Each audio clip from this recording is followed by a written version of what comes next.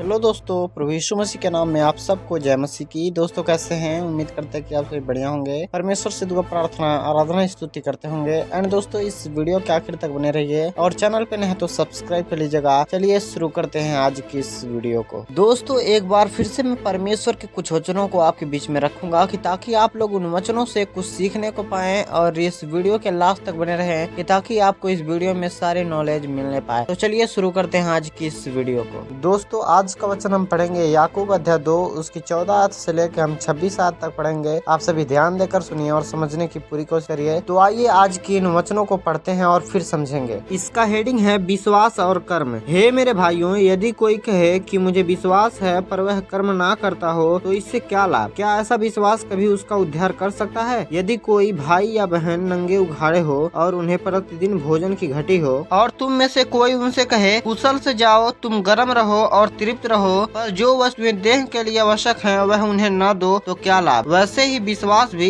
यदि कर्म सहित न हो तो अपने स्वभाव में मरा हुआ है। वरन कोई कह सकता है तुझे विश्वास है और मैं कर्म करता हूँ, तू अपना विश्वास मुझे कर्म बिना तो दिखा और मैं अपना विश्वास अपने कर्मों के द्वारा तुझे दिखाऊंगा। तुझे विश्वास है कि एक ही परमेश्वर है, तू अच्छा करता है। दुष्ट आत्मा भी विश्वास रखते हैं और थरथराते हैं। पर हे निकम्मे मनुष्य, क्या तू यह भी नहीं जानता कि कर्म बिना विश्वास व्यर्थ है? जब हमारे पिता अब्राहम ने अपने पुत्र इसहाक को वेदी पर चढ़ाया तो क्या वह कर्मों से धर्मी नहीं ठहरा था? अतः तूने देख लिया कि विश्वास ने उसके कामों के साथ मिलकर प्रभाव डाला है और कर्मों से विश्वास सिद्ध हुआ। और पवित्र शास्त्र का यह वचन पूरा हुआ, अब्राहम ने परमेश्वर का विश्वास किया और यह इसके लिए धर्म गिना गया और वह परमेश्वर का मित्र कहलाया। इस प्रकार तुमने देख लिया कि मनुष्य केवल विश्वास ही नहीं वरन कर्मों से भी धर्मी ठहरता है। और वैसे ही राहाब वेश्या भी जब उसने दूतों को अपने घर में उतारा और दूसरे मार्ग से विदा किया तो क्या कर्मों से अधिक न ठहरी? तह जैसे देह आत्मा बिना मरी हुई है वैसे ही विश्वास भी कर्म बिना मरा हुआ है। आमीन। दोस्तों हमने इन वचनों को पढ़ लिया, अब बारी है समझने की। तो आप लोग इन वचनों को ध्यान से सुनिए और समझने की पूरी कोशिश करिए। दोस्तों बहुत सारे लोगों को विश्वास तो रहता है बट कर्म नहीं करते हैं। यहाँ 14 आयत में लिखा है, हे मेरे भाइयों, यदि कोई कहे कि मुझे विश्वास है पर वह कर्म ना करता हो तो इससे क्या लाभ? क्या ऐसा विश्वास कभी उसका उद्धार कर सकता है? दोस्तों इस वाक्य का अर्थ यही है कि यदि हम परमेश्वर से विनती प्रार्थना नहीं करते हैं और हम कहते हैं कि हम प्रभु यीशु मसीह पे विश्वास करते हैं कि हम स्वर्ग में जाएंगे, तो क्या ऐसा विश्वास उन्हें स्वर्ग तक पहुंचा सकता है? उनका उद्धार हो सकता है? दोस्तों आज की इस वीडियो में हम इसी के ऊपर डिस्कस करेंगे कि ताकि आप लोग इस वीडियो में यह समझ सकें कि विश्वास के साथ साथ कर्म भी करना जरूरी है। दोस्तों 15 आयत में लिखा है, यदि कोई भाई या बहन नंगे उघाड़े हो और उन्हें प्रतिदिन भोजन की घटी हो और तुम में से कोई उनसे कहे कुशल से जाओ और तुम गर्म रहो और तृप्त रहो, पर जो वस्तुएं देह के लिए आवश्यक हैं वह उन्हें न दो तो क्या लाभ? दोस्तों इस वाक्य का अर्थ यही है कि अगर किसी भाई के पास पहनने के लिए कुछ कपड़े ना हो और हम उनसे यह कहें कुशल से जाओ, तुम गर्म रहो और तृप्त रहो, पर जो वस्तुओं की